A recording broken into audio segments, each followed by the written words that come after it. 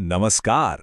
आज ना हम महाभारत की एक ऐसी कहानी की बात करने वाले हैं जो सिर्फ एक कहानी नहीं है, बल्कि जिंदगी के कुछ सबसे बड़े सवालों का जवाब देती है। जी हाँ, हम बात कर रहे हैं यक्ष प्रश्न की, जो असल में बुद्धि और धर्म की सबसे बड़ी परीक्षा थी। तो चलिए बिना किसी देरी के सीधे उस सवाल पर आते हैं जो इस पूरी कहानी का कह सकते हैं दिल है। दुनिया का सबसे बड़ा आश्चर्य आखिर है क्या? इसका जवाब हमें इसी कहानी में मिलेगा। तो चलिए साथ मिलकर पता लगाते हैं। तो कहानी की शुरुआत होती है पांडवों के वनवास के 12वें साल से। सोचिए, वो एक हिरण का पीछा कर रहे हैं, करते करते बुरी तरह थक चुके हैं और प्यास प्यास तो ऐसी लगी है कि जान निकली जा रही है। मतलब सिचुएशन काफी सीरियस है। अब ऐसे में युधिष्ठिर अपने सबसे छोटे भाई नकुल को भेजते हैं कि जाओ कहीं से पानी ढूंढ कर लाओ। और किस्मत देखिए, नकुल को ज्यादा भटकना नहीं पड़ता।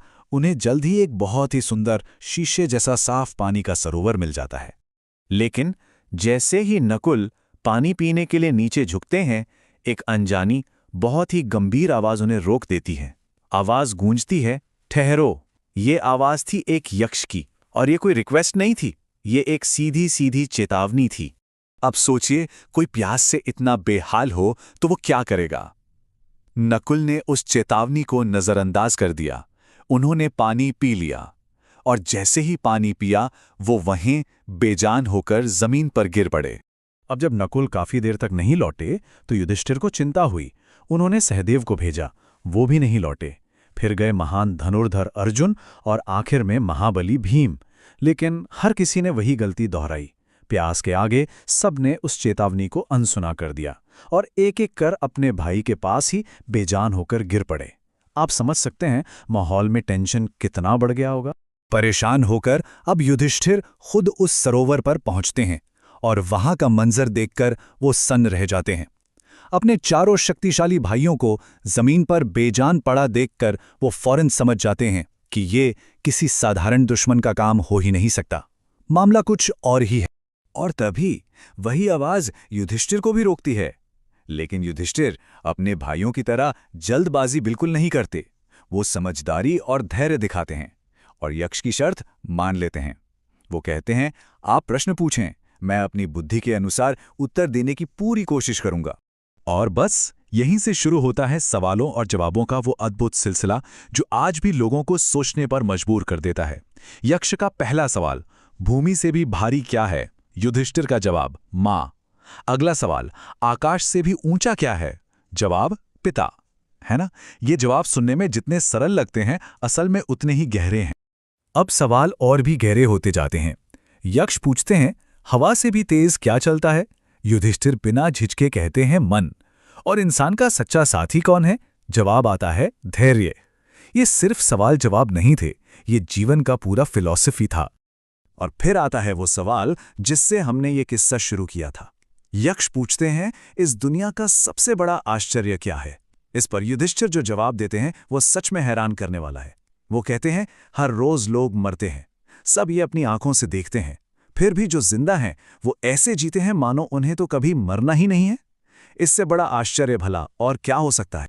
और आपको पता है एक मजेदार बात, ये तो सिर्फ कुछ ही सवाल थे। ओरिजिनल महाभारत में यक्ष और युधिष्ठिर के बीच 100 से भी ज्यादा सवाल जवाब हुए थे। मतलब ये पूरा का पूरा डायलॉग अपने आप में धर्म और फिलॉसफी पर एक मास्टर क्लास है। युधिष्ठिर के हर जवाब से यक्ष बहुत खुश होते हैं, बहुत ज्यादा। लेकिन असली परीक्षा तो अब शुरू होनी थी। ज्ञान की परीक्षा तो हो गई, अब थी चरित्र की परीक्षा। यक्ष अब युधिष्ठिर के सामने एक ऐसा धर्म संकट रखते हैं जो शायद उनकी जिंदगी की सबसे बड़ी परीक्षा थी। यक्ष कहते हैं, मैं तुम्हारे किसी एक भाई को फिर से जीवित कर सकता हूं। अब तुम बताओ, तुम किसे चुनोगे? एक पल के लिए सोचिए, ये कितना मुश्किल, कितना बड़ा फैसला रहा होगा। तो अब युधिष्ठिर के सामने दो रास्ते थे। एक तरफ थी शक्ति, यानी अपने सबसे ताकतवर भाई भीम और अर्जुन में से किसी एक को चुनना, और दूसरी तरफ था धर्म का रास्ता। अब फैसला यह करना था कि क्या जरूरी है, शक्ति या न्याय। और यहां युधिष्ठिर का जवाब उनके महान चरित्र को दिखाता है। वो कहते हैं, आप नकुल को जीवित कर दीजिए। यक्ष हैरान होकर वजह पूछते हैं।